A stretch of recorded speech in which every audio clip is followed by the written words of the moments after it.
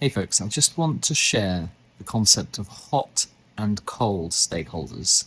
When you're just starting out in a modeling project, all of your stakeholders are probably going to be cold. That is, they're not engaged, they haven't had any exposure to your work, and what you need to do is move them from a position of being cold to a position of being hot.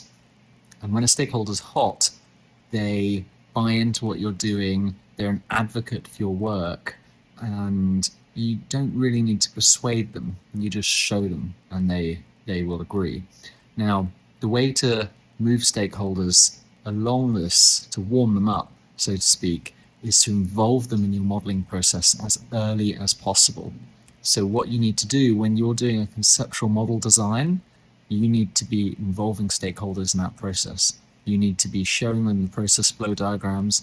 When you're capturing assumptions from them, you need to show them where those assumptions are going. You need to show their name against those assumptions so that they feel an accountability.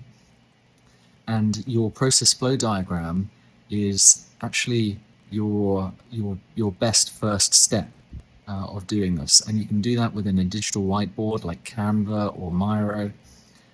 Now, when your stakeholders are involved in that process, when it comes to actually writing your simulation code and then delivering the results, they're already engaged. So they're warmed up. You can just show them the output data, and they'll generally give you the thumbs up and be like, great, okay, let's make a decision off the back of this. That's the advantage of warming your stakeholders up. If you're presenting cold, if you're presenting to cold stakeholders after you've run a simulation, so let's say a room full of skeptical decision makers, you're going to need something more powerful to get them on board. So you're going to need to animate your simulation results or something like that.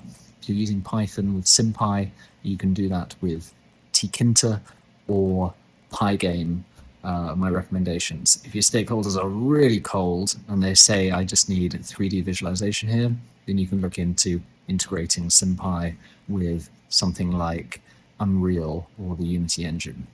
But if you bring your stakeholders earlier into the process, you don't have to do any of that. All right, that's the thought for the day out. Cheers.